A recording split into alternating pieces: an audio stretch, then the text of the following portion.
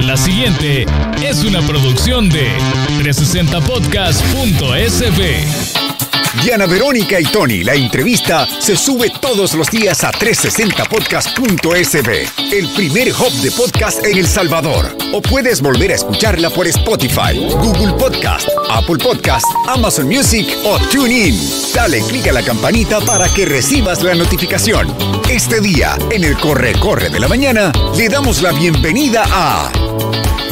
Bueno, viene a dirigir el Fomilenio 2, ¿verdad? Eso es lo último, ¿verdad? Pero es una persona con amplia experiencia en el tema de manejo de economías, manejo de datos con relación a las economías.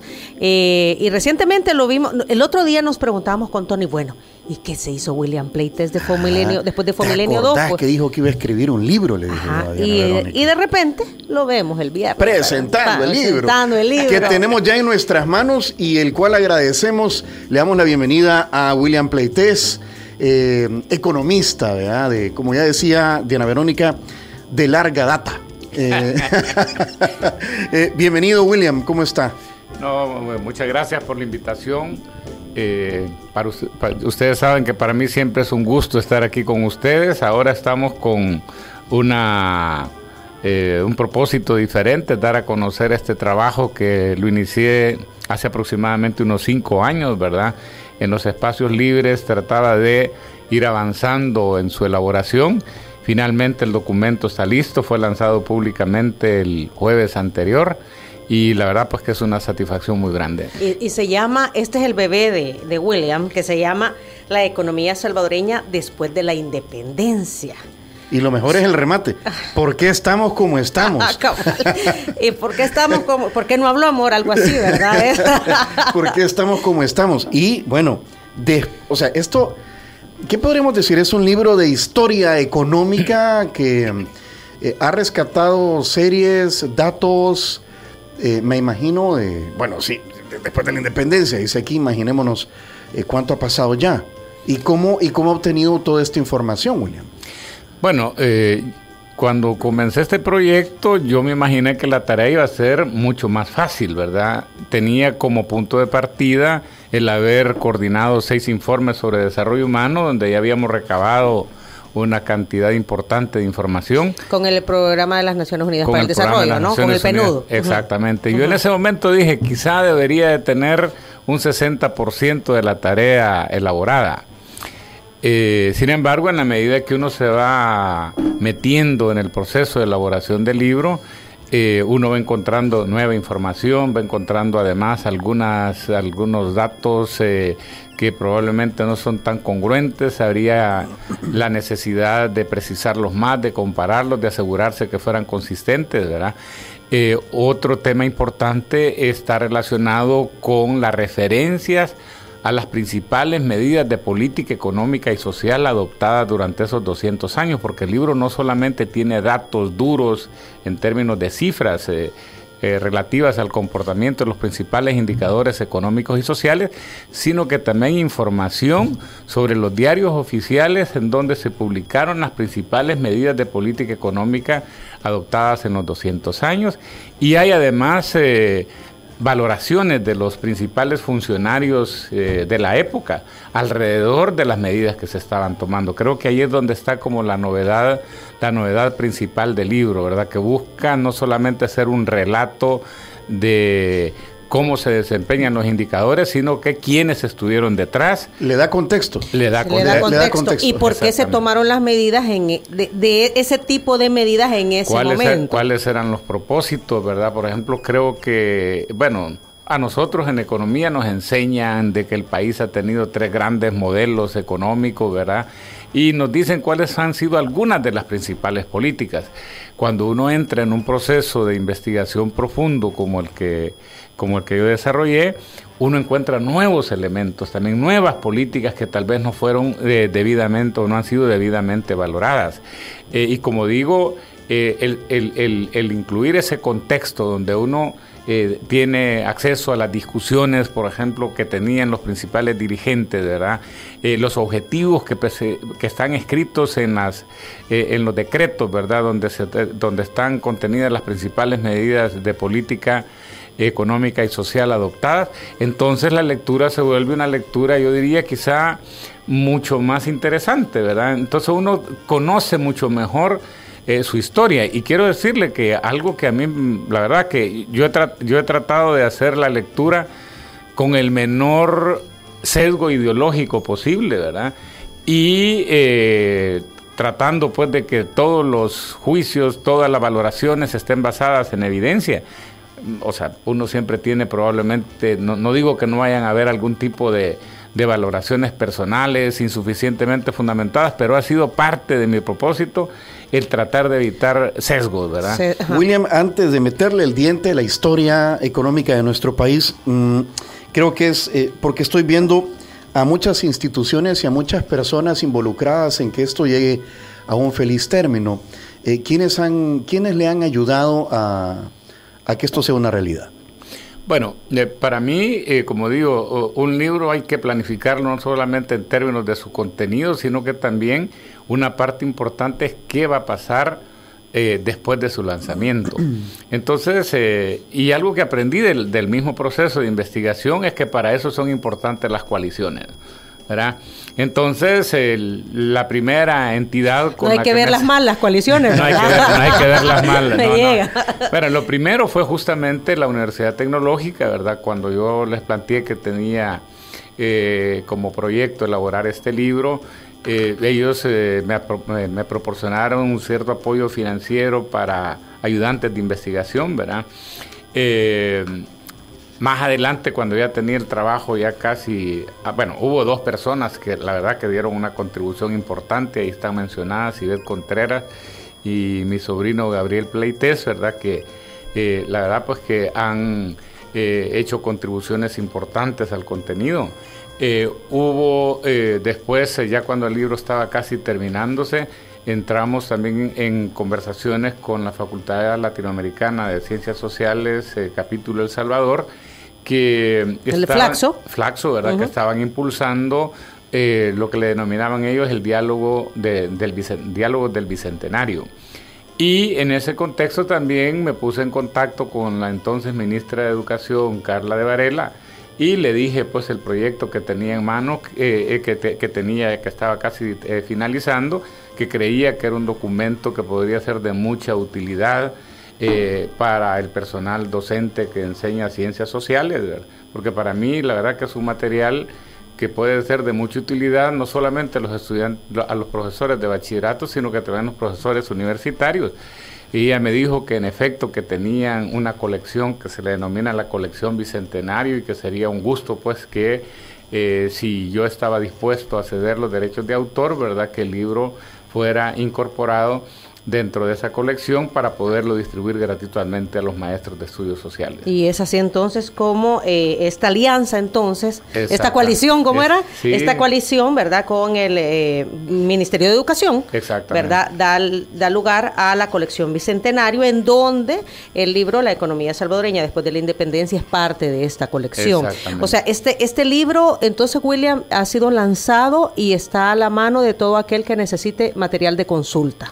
Bueno, el Ministerio de Educación a través del Instituto Nacional de Formación Docente lo va a distribuir a todos los profesores, ¿verdad?, de bachillerato en primer término. ¡Qué bien! O sea, el libro no es un libro para ser vendido, es un libro que como la impresión la asumieron ellos también, los costos de la diagramación y de la impresión lo asumió el Ministerio de Educación. ¿La Dirección de Publicaciones se llama o se llamaba?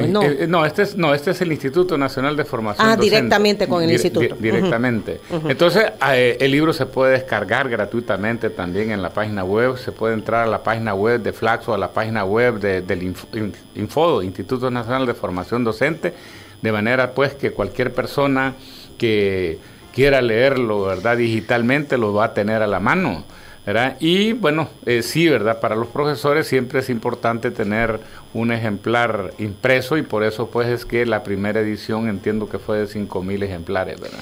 William, hojeándolo, y ya para entrar en materia y partiendo de otro libro, yo me acuerdo que cuando estudiaba sociales en el colegio, tenía aquel libro de Leví Marrero que se llama La Tierra y sus Recursos. Y cuando mencionaban a El Salvador decía, el café. Y entonces, bueno, venimos de qué modelos económicos después de la independencia, donde estoy viendo que uno de los modelos económicos fue creado básicamente para favorecer, digamos, el modelo de la caficultura, la cual está bien fregada ahorita, ¿verdad? Está complicadísima. Pero, ¿qué escenarios hemos atravesado después de la independencia como modelos económicos? ¿Y por qué estamos como estamos? Que así remata el libro. O sea, esa es la respuesta, ¿verdad?, ante esa inquietud. Comenzando, después de la independencia lo que hubo fue un periodo de aproximadamente 30 años de mucha anarquía. El Salvador era uno de los países mayormente impulsadores de la Federación de las Provincias Unidas de Centroamérica. Entonces, después de la independencia, inmediatamente ocurre el intento de México de anexar a Centroamérica, pero después vienen todas las gestas morazánicas, ¿verdad?, para poder hacer de Centroamérica una sola república. Y la verdad, pues, que todos esos intentos resultan difíciles, ¿verdad?, principalmente porque nunca se lograron los acuerdos fiscales mínimos indispensables para tener estados nacionales y tener una república centroamericana. El Salvador participó en más de 40 batallas en ese periodo que erosionaron tremendamente las finanzas públicas. Paradójicamente, el Estado salvadoreño postindependentista comienza a estructurarse formalmente hasta que prácticamente ya se llega a la conclusión de que la Federación Centroamericana era un sueño imposible y cada país comienza pues prácticamente a edificar su propio Estado Nacional, que coincide también con una tremenda oportunidad, ¿verdad? Y pocas veces se menciona, y es la fiebre del oro en California. O sea, la fiebre del oro en California genera una especie como de revolucioncita en los transportes en Centroamérica, porque prácticamente para poder transportar el oro de Estados Unidos hacia la costa oeste, o sea, Europa, ¿verdad?, donde era trabajado, entonces se comenzaron pues a abrir compañías de vapores que, tocaban los puertos mexicanos, los puertos centroamericanos, y había pues una vía férrea en Panamá, de manera tal pues que eso trajo una disminución sustancial de los costos de transporte de muchos productos. El añil, como básicamente era un producto, llamémosle así, ya procesado, en realidad no de mucho volumen con relación a su valor, entonces los costos de transporte no tenían un peso tan fuerte como en el caso del café, que fue uno de los productos más beneficiados. Pero en realidad el primer decreto que contiene incentivos para producir café en El Salvador fue promulgado en 1847, ¿verdad?, con el presidente Eugenio Aguilar. Entonces, y yo diría que quizá un político que pocas veces se menciona también, pero que jugó un papel crucial en la expansión del cultivo del café, fue Francisco Dueñas, quizá el político de mayor participación en el periodo 1845-1878, que es básicamente cuando sale de la presidencia. 71, sale de la presidencia. Entonces fue el presidente que más tiempo estuvo y en donde se comienza a apostarle fuertemente a la mejora de la infraestructura para el transporte y la comercialización internacional del café. Entonces, quiero decir que cuando se comienza a establecer ese Estado Nacional, no es que se le apostó al café particularmente. Lo que hubo fue una suerte de consenso de los grupos, yo le llamo ahí las minorías propietarias, porque era un grupo habían profesionales, habían comerciantes, habían militares, ¿verdad?, habían académicos que llegaron a la conclusión de que para poder edificar un país, llamémosle con oportunidades, ¿verdad?, había que apostarle a la diversificación de la agricultura de exportación.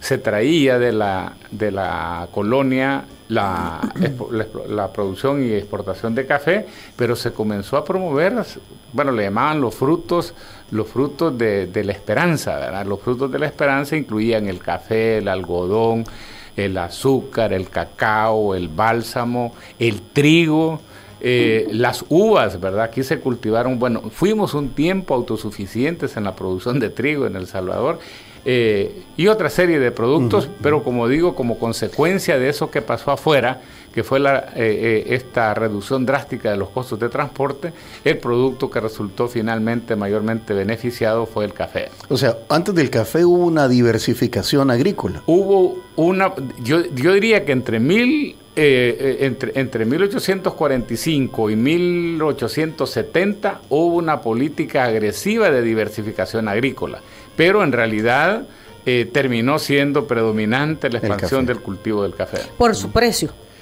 Yo diría por la fuerte reducción de los costos de transporte y los altos precios que prevalecían en los mercados internacionales. Fue una combinación. El otro punto es también, aquí habían condiciones climáticas relativamente favorables.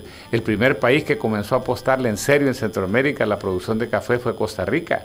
De hecho, me he encontrado con un diario oficial de ahí por 1853, donde se reproducía un manual que había elaborado un autor tico, ¿verdad? Donde ya él daba una diversidad de pistas de qué es lo que había que hacer para poder producir café. Pero también el otro elemento importante, como ya lo mencionaba, fue también que el país entró en un periodo la región en general, en un periodo de pacificación.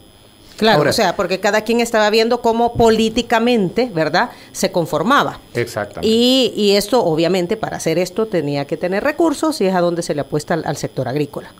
Por eso es que yo decía que este primer modelo, que al final de cuentas el café termina siendo el rey, como dice David Browning, o sea, se fundamentó en 5 estrategias. La primera estrategia fue la consolidación de ese grupo socioeconómico que lideró el proceso. O sea, había realmente un grupo de empresarios, ¿verdad?, y de políticos que prácticamente vieron como opción de largo plazo la diversificación agrícola, y cuando uno examina, por ejemplo, qué cargos ocupaban, uno se da cuenta que casi el mismo grupo estuvo gobernando por más de 40, 50 años, ¿verdad? Uno encuentra hasta cosas así anecdóticas, porque a los santanecos les pregunto yo, miren, ¿ustedes saben por qué le dicen la ciudad morena a Santa Ana? Bueno, precisamente pues porque el político más importante de Santa Ana, ¿verdad?, a lo largo del siglo XIX, y al que se le atribuye haber redactado la ley de abolición de ejidos y de tierras comunales, el proyecto, fue Teodoro Moreno. Entonces, por eso fue el primer gobernador también de Santa Ana y miembro precisamente del Senado y miembro de la Asamblea Legislativa de la época durante muchas ocasiones. Ese modelo económico donde el café termina ganando, siendo el rey, como acaba de mencionar, estaba basado, básicamente son estos empresarios, estas familias las que gobiernan el país. De lo que recuerdo también es que en el siglo XIX hubo entre conservadores y liberales se pasaban dando duro y quitándose y poniéndose del gobierno. No sé los modelos económicos ahí cómo. Fíjese que en realidad cómo caminaron. En realidad eso, la verdad que eso es uno de los temas que yo creo que han sido probablemente sobredimensionados y malinterpretados. O sea, al que se le califica como el líder, llamémosle así, de los conservadores de la época es a Francisco Dueñas. Pero cuando uno examina a fondo las principales medidas de política adoptadas en su administración, no muestran mayor diferencia con relación a quienes se catalogaban como liberales. Incluso, pues, o sea, por ejemplo, Santiago González, que gobernó entre 1871 y 1878, fue el general, ¿verdad?, en el que se apoyó Rafael Carrera para darle el golpe de Estado a Gerardo Barrio, ¿verdad? Y que asumiera la presidencia Francisco Dueñas, y después, 7 años después, fue también el que le dio el golpe de Estado a Francisco Dueñas.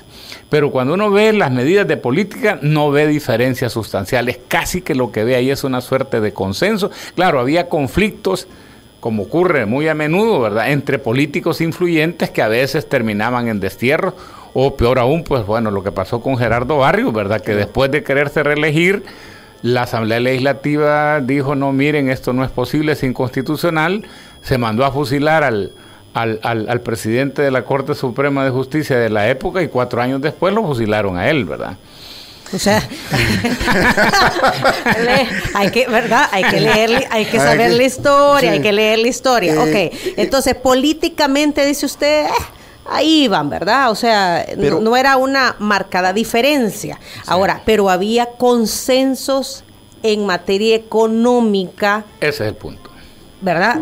O sea, políticamente ahí estaban, se jalaban los pelos, pero sabían por dónde iban económicamente hablando. Pero el modelo del café, y para agregar a la pregunta de Diana Verónica, que está basado en mano de obra barata y estacionaria. Bueno, ahí vamos Y precisamente. eso es pobreza. Ya hablamos de la primera estrategia, que era la consolidación del grupo socioeconómico que lideró el proceso. El segundo es, en efecto, que es una diferencia importante con relación al mismo modelo impulsado en Costa Rica, y es que en el caso de El Salvador, en efecto, una de las estrategias fue asegurar una mano de obra abundante y barata, ¿verdad?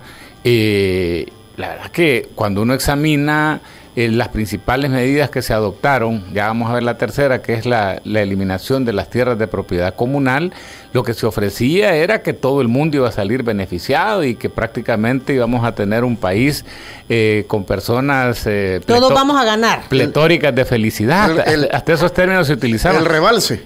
Pero fíjese que en realidad algo que llama la atención es que por aproximadamente 70 años el salario se mantuvo inalterado en 2 reales, ¿verdad? Que eran 25 centavos de peso, que era la moneda que entonces básicamente, o como se denominaban precisamente en las cuentas nacionales, la moneda nacional. Entonces, y habían leyes complementarias, como por ejemplo leyes contra la vagancia. Prácticamente cualquier persona que no estuviera trabajando, habían autorización para ser capturada y para poder ser reclutada. Para que fuera a trabajar. Eso nos lo han dicho nuestros amigos de la Academia Salvadoreña de la Historia. Y había también... ¿Cómo era? Ahorita vagos ociosos. Vagos ociosos. Y malentretenidos. Malentretenidos y coimes. Sí, esa era otra palabra que se utilizaba. O sea, era de que alguien que no tenía oficio lo ponían a trabajar. Exactamente. Y el otro punto es también que habían, por ejemplo, sanciones fuertes, ¿verdad?, contra las personas que no estaban trabajando, que no solamente al principio eran días de cárcel, pero después llegaron a la conclusión que era mejor para la economía obligarlos a trabajar, porque si no era estarlos manteniendo sin que estuvieran proporcionándole o devolviéndole nada a la sociedad. Otra manera, pues, de garantizar mano de obra relativamente barata era el famoso lo que ustedes ahora se conoce como el impuesto de vialidad, ¿verdad?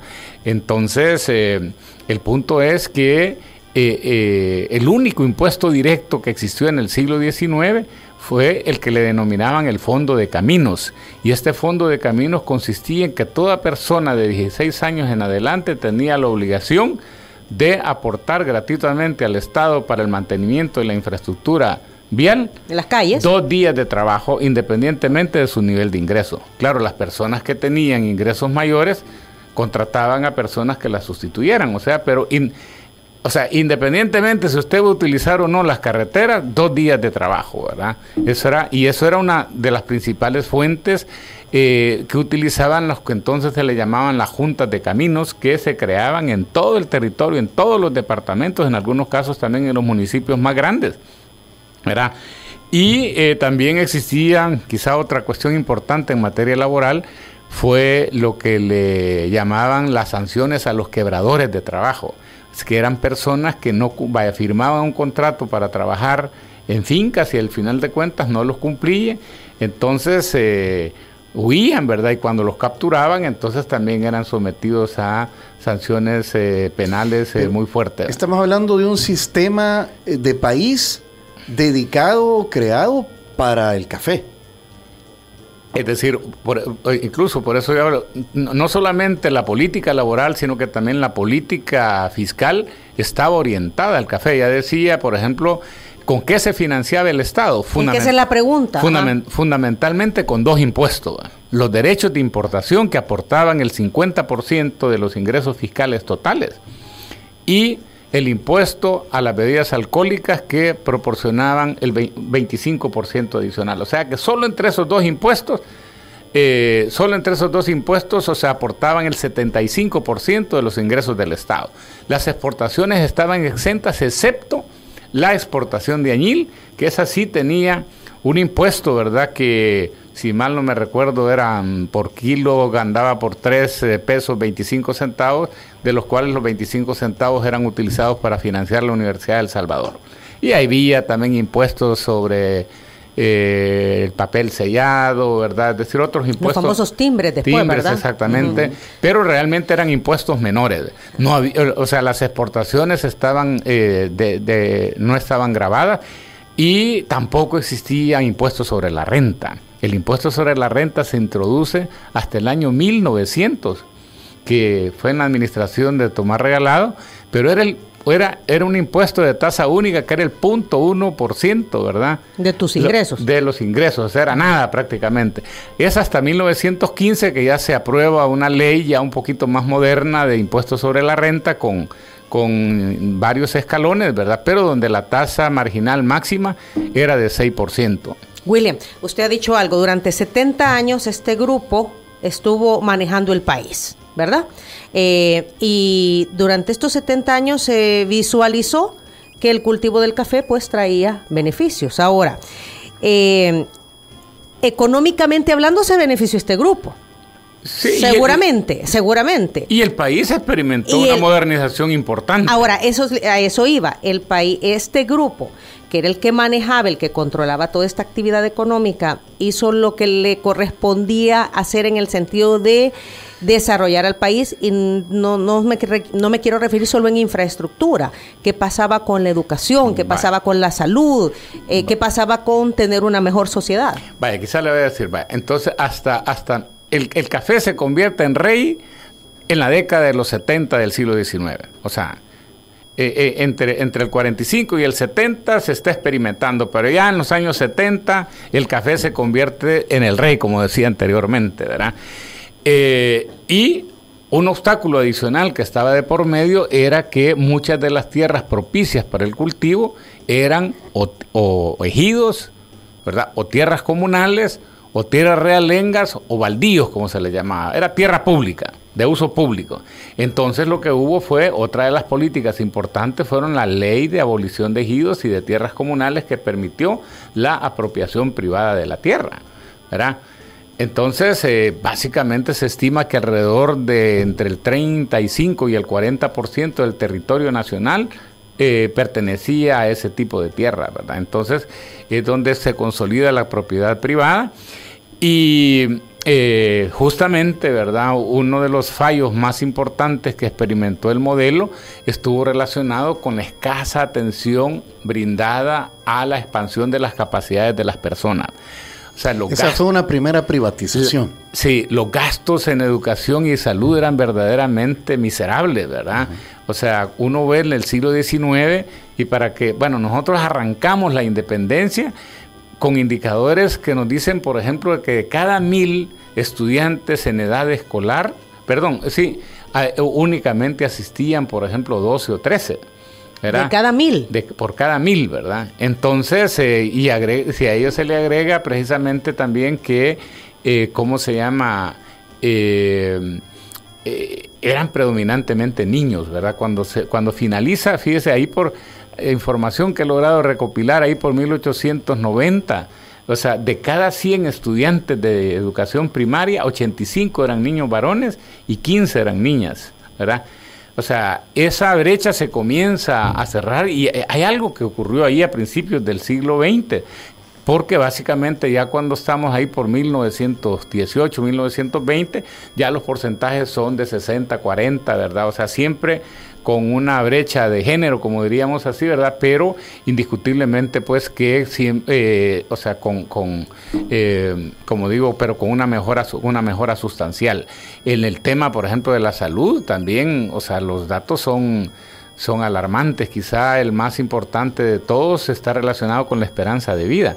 Llegamos hasta 1930 con una esperanza de vida de menos de 30 años. A lo largo del siglo XIX, la gente moría joven. La esperanza de vida era de aproximadamente 28 años. ¿Verdad? Entonces, claro, había gente, ¿verdad?, que llegaba, no es que nadie alcanzaba la longevidad, pero la verdad es que muchos niños morían como consecuencia de epidemias, ¿verdad? Bueno, las más famosas eran la poliomielitis, el cólera, la tosferina que dio en algún momento también, el sarampión, ¿verdad?, la viruela. Entonces todas esas pestes verdaderamente diezmaban la población. Entonces, bueno, ahí en el informe se presentan también datos sobre las tasas de mortalidad y las tasas de mortalidad infantil, aunque en este caso ya la información recopilada es un poco más reciente, arranca ahí más o menos por el año 1900. Okay. ¿En qué momento pasamos a cierta industrialización? Bueno, la verdad es que en los años 83, 84 el café experimenta la primera reducción importante. Siglo XIX. Sí, en los precios en los mercados internacionales. Y bueno, eso hace pues que se cierre el siglo con bastantes dificultades económicas. Entonces ya a finales del siglo XIX ya había mucha gente que abogaba o por diversificar más la agricultura, pero también por empezarle a apostar a cierta industrialización.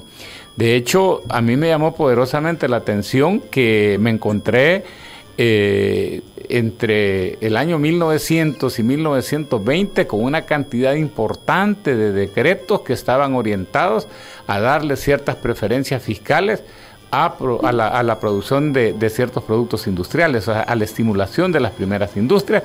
Y ya en los años 30, en la administración de Martínez, ya se hablaba de la sustitución de importaciones. Sin embargo, ya formalmente como modelo se adopta de 1949 en adelante, que es el segundo modelo que se examina en el libro. Okay. Ese modelo, ¿cómo se llama? El modelo de industrialización por sustitución de importaciones. O sea, pasamos del modelo agroexportador al modelo de industrialización por sustitución de importaciones. Aquí estoy viendo que el 6 de noviembre de 1958 se creó legalmente la Asociación Salvadoreña de Industriales, la ASI. Exacto, ahí está mencionado también. O sea, porque, bueno, aquí es un periodo que hay que decir que también yo lo que trato al brindar contexto a que fueron fenómenos que no se dieron de la noche a la mañana. Ahí también hubo una suerte de coalición, en este caso, por ejemplo, de empresarios, de militares, de políticos, ¿verdad? De académicos, que reflexionando sobre las deficiencias que tenía el funcionamiento de la economía y sobre todo la alta volatilidad, comenzaron pues a decir en línea de lo que del pensamiento que se estaba generando alrededor de la CEPAL y de lo que le llaman las teorías del desarrollo, que para los países de lo que se le denominaba entonces la periferia, uno de los mejores caminos para superar el subdesarrollo consistía en difundir el progreso técnico en las diferentes actividades económicas, para lo cual era fundamental promover la industrialización, pero que había que comenzar produciendo lo más elemental y yendo después hacia lo más complejo. Y entonces ahí sí vemos de nuevo quizá la política económica en su máximo esplendor. Ahí ya vemos, por ejemplo, que se adoptan medidas, bueno, ahí hablo yo de 10 estrategias en realidad, que las más conocidas son, por ejemplo, el proteccionismo arancelario, o sea, proteger a las industrias nacientes con aranceles altos de los productos importados, acompañados en este caso con el impulso de la integración económica centroamericana para garantizar un mercado semicautivo de tamaño mínimo. O sea, ponerle impuesto alto a lo que se importaba para generar producción local. Para que fuera rentable la producción local, ¿verdad? Uh-huh. El otro tema importante fue, por ejemplo, la creación del polo industrial de San Bartolo, ¿verdad? Ilopango, Soyapango. Fue importante, por ejemplo, también, bueno, toda esa inversión fuerte que se hizo en infraestructura de apoyo a la producción, presas hidroeléctricas, carreteras. Estamos hablando de tiempos de conciliación. Son 30 años, ¿verdad? Sí. Son 30 años así de... Bueno, es el periodo también en el que se dispara de manera sustancial, se empieza a gastar mucho más en educación y en salud. O sea, veníamos de un promedio... a lo largo de la vigencia del modelo de industrialización por sustitución de importaciones, lo que se gastó en educación no alcanzaba ni siquiera el 8% del gasto público total, ¿verdad? Como digo, ya en el modelo de sustitución de importaciones se alcanzó un promedio de 24% y con picos, como decían, como el de 1971, que fue de 30.4%. Porque se necesitaba ya personal capacitado para entrar al área de la industria. Exactamente, o sea, había como una combinación. Por un lado, el país adoptó en 1950 una nueva constitución que ya basada en lo que se le llama el Estado social de derecho, pero adicionalmente porque en efecto las industrias en expansión necesitaban una mano de obra con mayores competencias, para lo cual la educación y la capacitación era fundamental.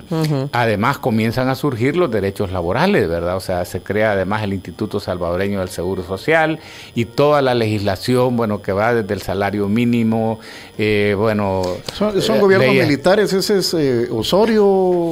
Osorio, Lemus, Rivera, Sánchez Hernández, Molina, Romero, ¿verdad? Ahora, siendo que se estaban tomando buenas decisiones, de acuerdo a lo que vamos entendiendo, William, para elevar la economía del país, ¿en qué momento esto no ha sido paralelo al desarrollo humano para llegar a los niveles que estamos, pues, ¿verdad? En donde cada día pues nos alcanza menos la plata, ¿verdad? Y de repente las estrategias que se han llevado a cabo no han sido lo suficientemente eficientes para desarrollar a la sociedad. Y no me estoy refiriendo a que haya mayor industria, a que haya modernización, a que haya puertos. No, me estoy refiriendo a la sociedad como al ser humano. Yo diría, ¿verdad?, que cuando uno examina el comportamiento de los principales indicadores socioeconómicos de 1949 hasta 1979, en esas 3 décadas, los progresos en los principales indicadores son formidables. Se registran las tasas de crecimiento económico promedio más altas en la historia del país. Adicionalmente, las mejoras en los índices de escolaridad, en los indicadores de salud, ¿verdad?, la esperanza de vida, como ya mencionaba, las tasas de mortalidad general, las tasas de mortalidad infantil, el déficit habitacional también comienza a reducirse de manera importante, ¿verdad? Se introducen las políticas de salario mínimo. Sin embargo, yo diría pues que ese modelo tenía 2 fallos fundamentales, ¿verdad? Y a ellos se le agregaron 2 elementos externos que me parece a mí que trajeron como consecuencia que en la década de los 70 el país se volviera una suerte de polvorín, ¿verdad? Y que desembocó en un conflicto armado. Porque escuchándolo, yo ahorita con esa bonanza económica, de manera subterránea se estaba gestando una guerra civil. También. Una inconformidad. 1949 a 1979. Esos fueron 30 años de que empezó a subir de desarrollo, por así decirlo, sí, pues, de buenos índices económicos. Inclusive, o sea, no es incorrecto decir que es probablemente uno de los pocos periodos en donde el país ha tenido un estado desarrollista. Pero decíamos, hubo 2 fallos así, ¿verdad?, fundamentales.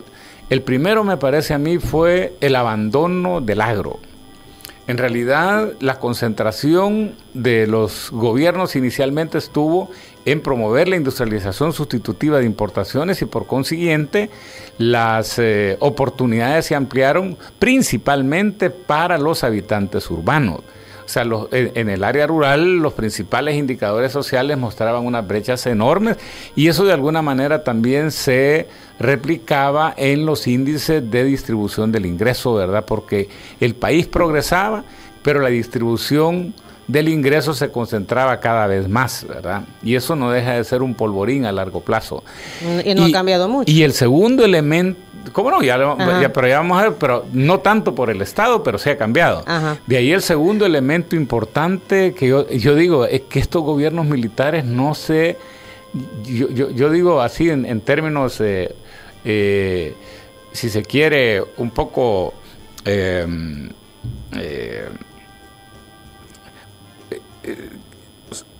quizá como decir que no se hicieron cargo de sus éxitos, ¿verdad?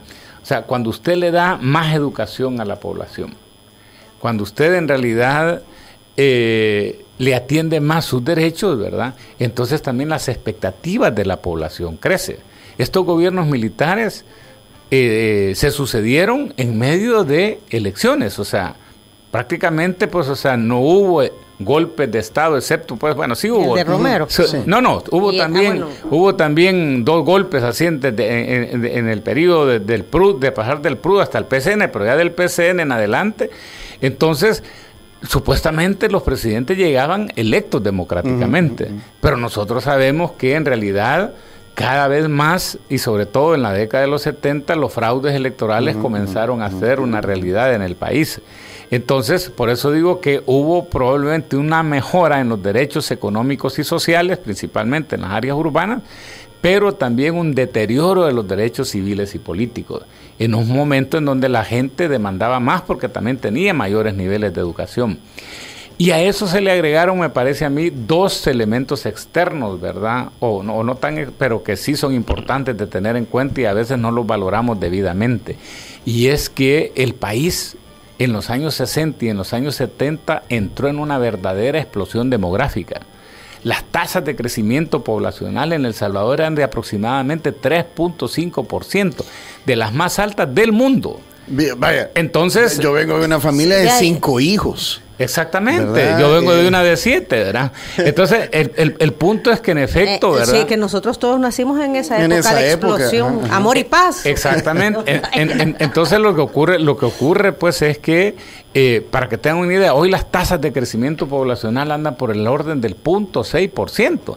Y en esa época, por eso es que ustedes se hablaba tanto ya de planificación familiar y se creía que frenando la tasa de crecimiento demográfico automáticamente los problemas iban a desaparecer. Pero hubo otro elemento adicional que fue el conflicto con Honduras. O sea, la guerra con Honduras provocó adicionalmente que de sopapo también ingresaran 130,000 personas a El Salvador. Entonces, en medio de ese clima de desigualdad, en medio de las dificultades que hubo, por ejemplo, con el tema de la reforma agraria y el enfrentamiento que se produjo entre los gobiernos militares y, llamémosle así, las élites económicas del país, entonces prácticamente el país se convirtió, y en medio de, decíamos, además, ¿verdad?, de los fraudes electorales, el país se convirtió en un polvorín que terminó con el estallido del conflicto armado. Y ahí viene otro modelo económico. Otro modelo, ajá. De ahí, bueno, en realidad no es exactamente un modelo económico, pero sí una manera diferente de articular las principales políticas económicas, porque la prioridad terminó siendo la guerra. Es lo que yo le denomino la economía de guerra, que es un periodo en donde realmente hubo como bastantes contradicciones internas, ¿verdad? Porque por un lado, a nivel político, lo que predominó fue una alianza, en este caso, pues, entre el Partido Demócrata Cristiano, las Fuerzas Armadas y el gobierno de los Estados Unidos, que fueron como los actores principales, llamémosle así, de lo que ocurrió en ese periodo. O sea, los Estados Unidos proporcionó una asistencia a El Salvador durante esa década que muchos estiman en más de $4,000 millones, ¿verdad? Entonces es una suma, algunos dicen que es todavía muchísimo más, pero donde las políticas más importantes fueron las denominadas reformas estructurales, que fueron la reforma agraria, la estatización de la banca y la estatización del comercio exterior de azúcar y de café. Por supuesto, ya decíamos, la militarización del presupuesto, ahí es donde se genera la fuerte caída de los gastos de educación y salud, en favor del gasto militar, ¿verdad?, y de seguridad, y por otro lado, pues, o sea, la fuerte asistencia recibida de parte de los Estados Unidos, y ya sobre todo en la segunda mitad de la década de los 80, también ahí donde está la parte como un poquito contradictoria, una presión fuerte de los Estados Unidos a través de USAID, ¿verdad?, para que el país comenzara a aplicar los denominados programas de ajuste, de estabilización económica y ajuste estructural. Esas fueron como las características principales de la política económica en ese periodo. Los resultados, por supuesto, ya los conocemos, unos costos humanos considerables, de hace más de 70,000 muertos, miles de personas lisiadas, ¿verdad? Mucha gente con problemas psicológicos. Los migrantes, ¿cuánta gente no migró? Te pregunto, ¿en qué momento o siempre? Porque yo he escuchado infinidad de veces que es que somos un país de migrantes, siempre lo hemos sido. Siempre lo hemos sido, pero jamás en las dimensiones que comenzaron a observarse de la década de los 70. O sea, aquí la migración comienza a volverse significativa en los años 70. O sea, es en la medida que se va... la efervescencia política. Exactamente, que la efervescencia política que va aumentando, según la información recolectada, aproximadamente unas 250,000 personas se fueron en la década de los 70. Y aparece la remesa. Ah, exactamente, ¿verdad? Y es una cosa curiosa, en los años 80, en realidad es donde se intensifica la migración, los niveles ya sobrepasan los 50,000 personas por año, o sea, se comienza a ir el 1% de la población por año.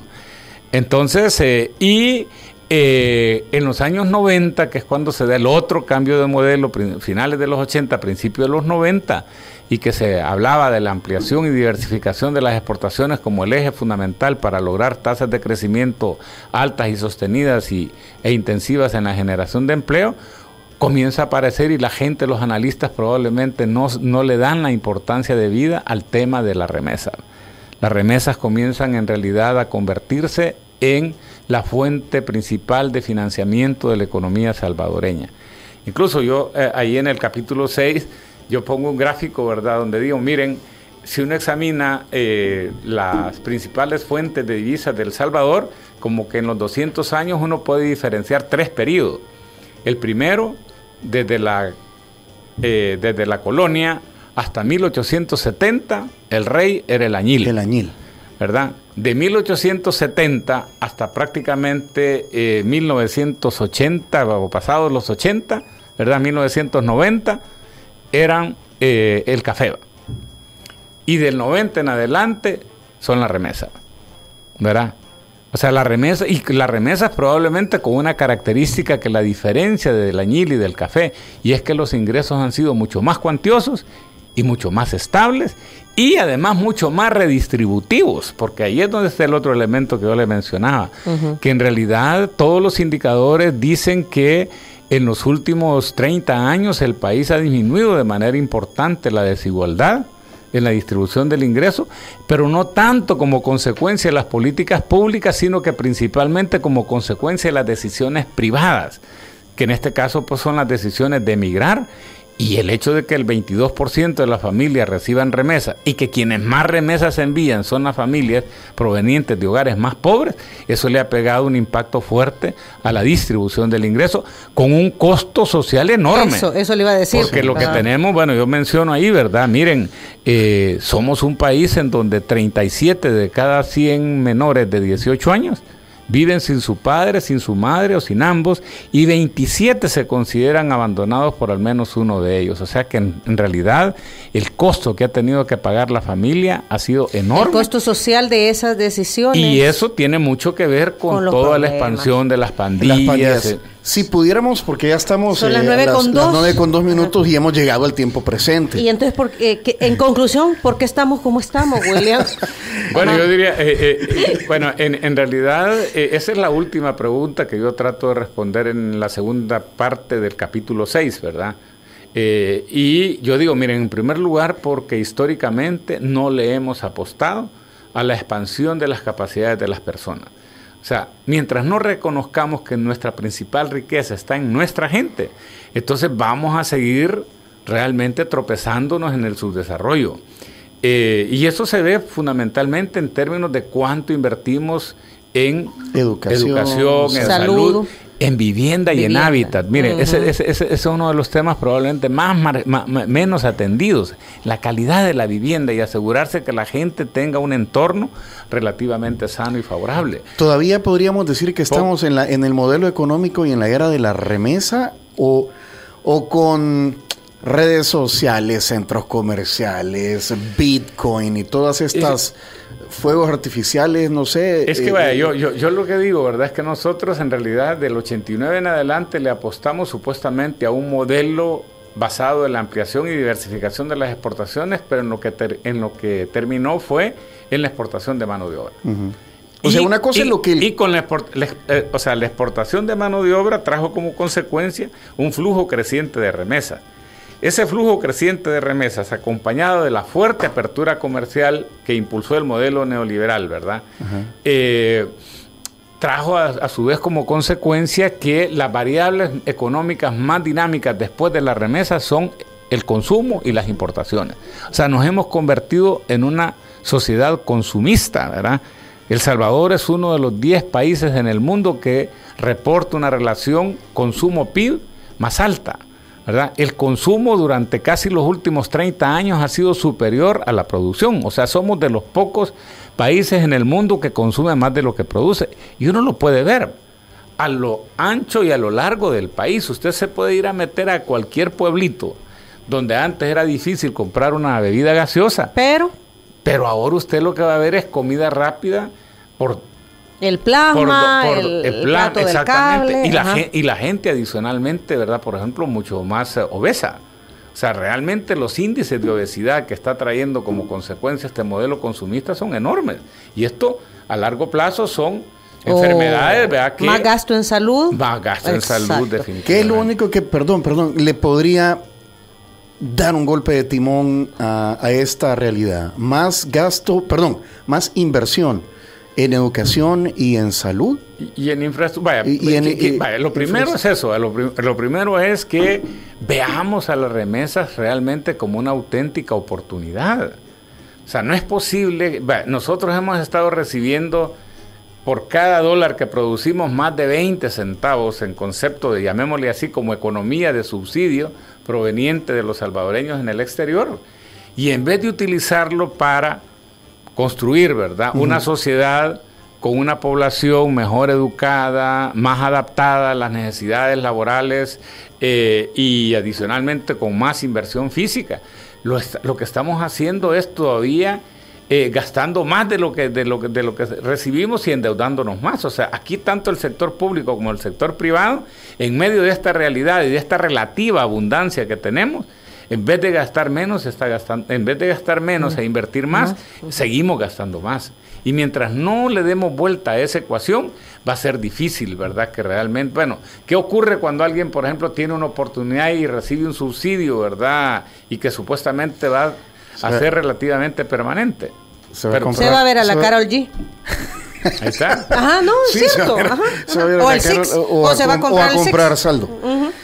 William, yo quiero leer rápidamente lo que dice la gente. Pregunta que su papá es don Eusebio Pleites. Exacto, sí. Es que aquí le mandan una foto, William, ya se la vamos a reenviar. Muy buenas personas y muy conocidas en mi pueblo Nueva Concepción, Chalatenango, dice W. Lemos. Aquí le dejo una foto de su papá. Dice, y aquí está una foto donde dice que aparece su papá, ya se la vamos a reenviar. Excelente entrevista, cuánto insumo para entender nuestra realidad y ver lo importante que ha sido El Salvador y lo que ojalá en un futuro lo podríamos volver a hacer.